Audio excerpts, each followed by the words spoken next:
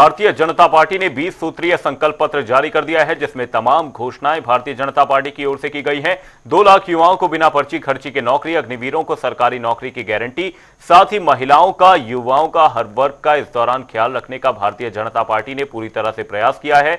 बीते दिनों कांग्रेस ने अपना घोषणा पत्र जारी किया था, लेकिन इसी बीच बीजेपी की ओर से भी आज घोषणा पत्र जारी कर दिया गया है।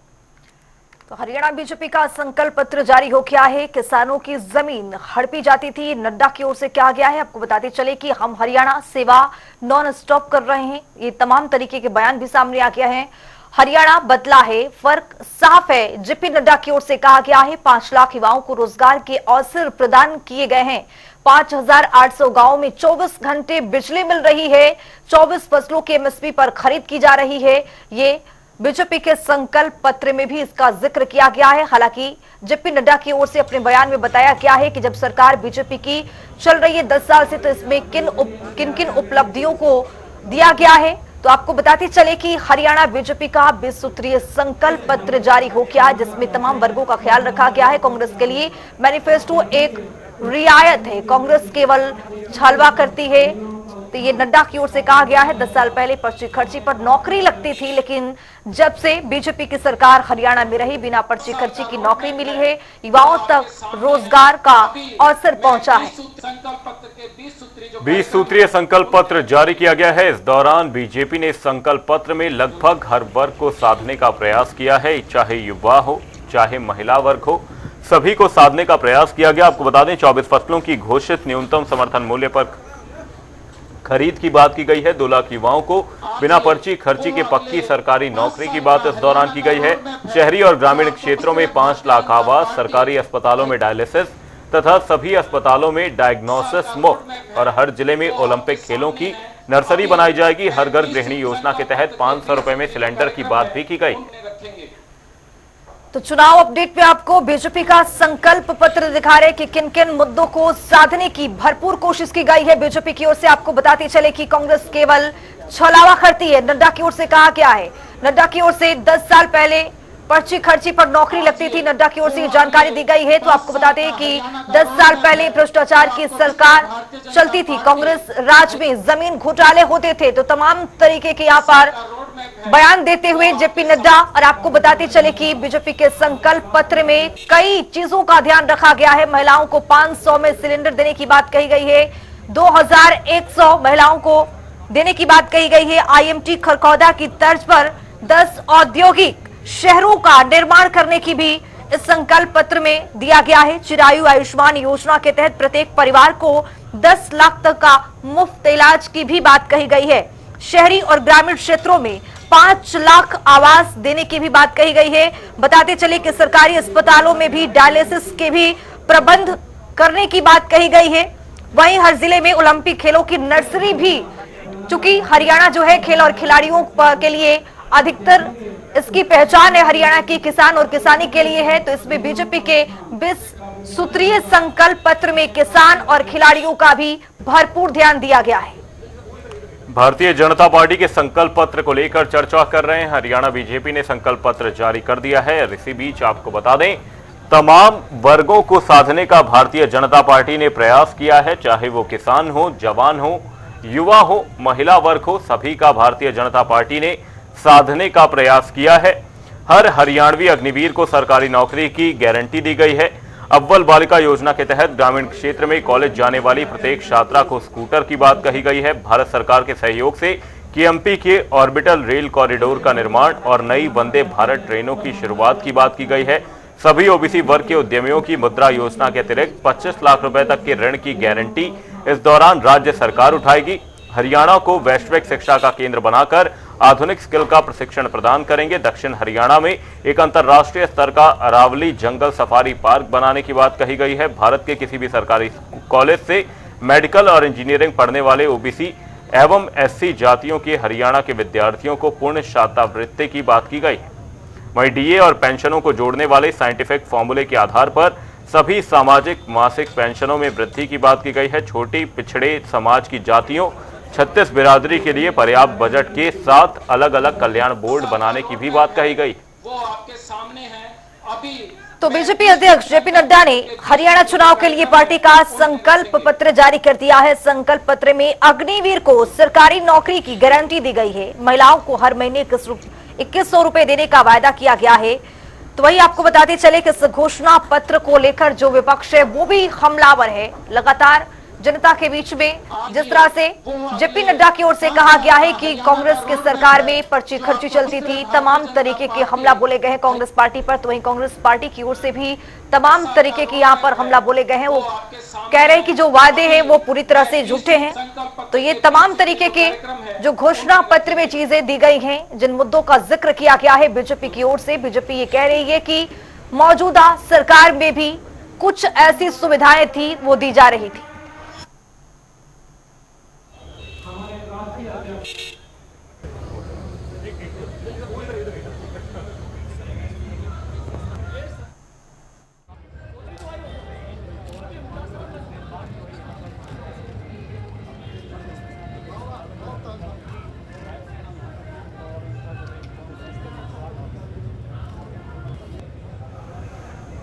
और संकल्प पत्र जारी करने के बाद जेपी नड्डा की अगर 5 अहम बातों की ओर गौर करें तो पहले कांग्रेस का रियल मैनिफेस्टो जमीन घोटाला बताते हुए जेपी नड्डा नजर आए। जेपी नड्डा ने कहा कि हरियाणा की छवि 10 साल पहले क्या थी। पहले हरियाणा में नौकरी के लिए पर्ची खर्ची चलती थी। पर्ची खर्ची को लेकर जेपी नड्डा हमलावर नजर आए। साथ ही उन्होंने कहा कि भाजपा का संकल्प पत्र सीरियस डॉक्यूमेंट है। वहीं मैनिफेस्टो को विरोधियों ने डायल्यूटेड बना दिया। भाजपा के लिए संकल्प पत्र सीरियस डॉक्यूमेंट है। हम जो कहते हैं वही करते हैं, यानी कि अपने संकल्प पत्र के तमाम वादे पूरे करने की बात यहां पर बीजेपी अध्यक्ष जेपी नड्डा द्वारा की गई। साथ ही उन्होंने कहा कि कांग्रेस किसानों को 1 से 2 रुपए मुआवजा देती थी, लेकिन किसानों को पहले प्रति एकड़ 6000 रुपए मुआवजा मिलता था, लेकिन अब 15000 रुपए कर दिया गया है। वहीं पहले 8 अब 24 फसलों पर एमएसपी की बात करते जेपी नड्डा नजर आए। साथ ही उन्होंने कहा कि हरियाणा का रेल बजट 9 गुना बढ़ा दिया गया है। तो भाजपा के प्रदेश अध्यक्ष मोहनलाल बड़ौली ने कहा है कि आज 2024 के चुनाव को लेकर संकल्प पत्र भाजपा का जारी हुआ है। इसमें जो भी बातें होंगी उसे सरकार बनने पर लागू भी किया जाएगा। 2014 और 2019 में जो संकल्प पत्र भाजपा ने जारी किया था उसके सभी वादे सरकार ने 10 सालों में पूरे किए हैं। हरियाणा का माहौल है भाजपा के पक्ष में है। जैसे केंद्र में मोदी सरकार बनी वैसे ही हरियाणा में बीजेपी सरकार बनेगी। हरियाणा का रोड मैप है जो आपको तो इसी खबर पर ज्यादा जानकारी के साथ हमारे सहयोगी, हमारे वरिष्ठ सहयोगी चंडीगढ़ से पवन सिवर हमारे साथ जुड़ चुके हैं। पवन जी, जिस तरह से आज बीजेपी का 20 सूत्रीय संकल्प पत्र जारी किया गया है, इसमें सभी वर्गों को साधने की भरपूर कोशिश की गई है। बात करें महिलाओं की, किसानों की, खिलाड़ियों की, इस संकल्प पत्र को आप कैसे देख रहे हैं? बिल्कुल, देखिए 2024 हरियाणा विधानसभा चुनाव का बिगुल बजा हुआ है और इसी कड़ी में तमाम जो राजनीतिक दल हैं वो अपने अपने तरीके से अपनी जो रणनीति है 2024 के चुनाव को लेकर उसके तहत तमाम तरह के जो है वो फैसले ले रहे हैं। और इसी कड़ी में हरियाणा में कांग्रेस पार्टी ने जो है वो अपना 7 बड़े वायदों का एक मैनिफेस्टो जो है वो जारी किया। इसके बाद आज भारतीय जनता पार्टी का जो संकल्प पत्र है वो जारी हुआ है। संकल्प पत्र जो है उसमें तमाम तरीके की जो घोषणाएं हैं वो हर वर्ग के लिए की गई है।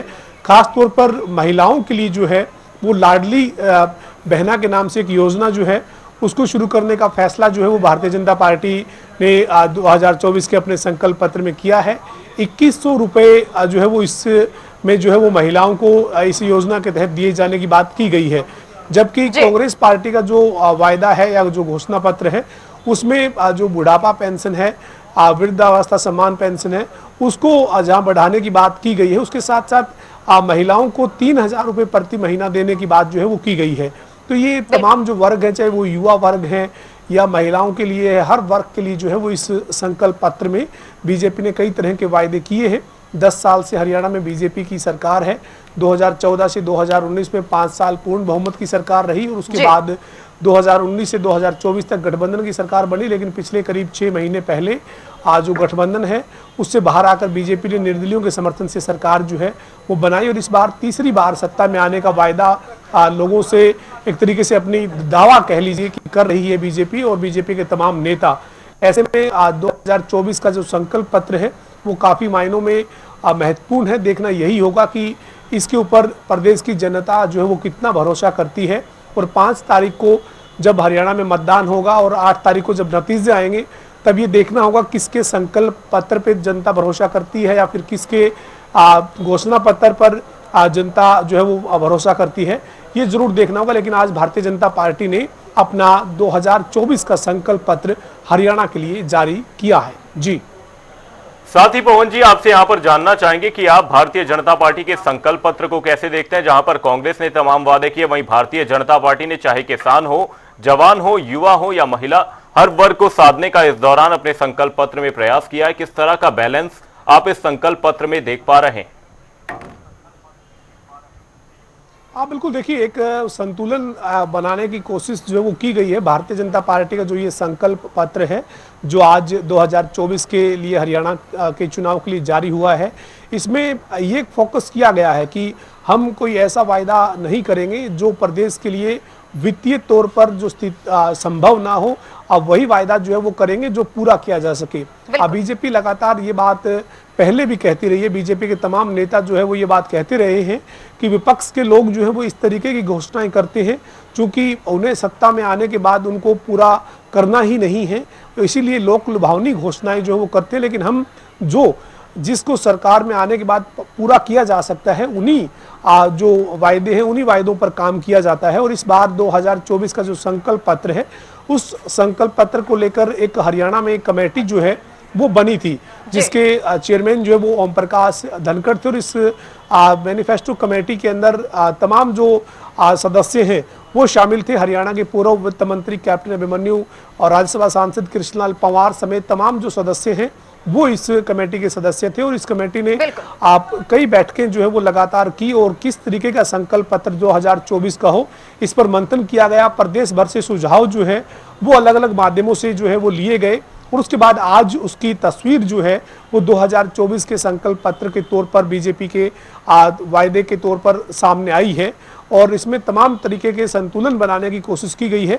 लेकिन कांग्रेस का जो घोषणा पत्र या मैनिफेस्टो जो है उससे कई मायनों में ये अलग है, लेकिन कांग्रेस के जो वायदे हैं वो इससे बड़े जरूर हैं, ये कहा जा सकता है। लेकिन अब देखना यही है कि जनता जो है वो इन दोनों राजनीतिक दलों के घोषणा पत्र संकल्प पत्र को किस तरीके से लेती है।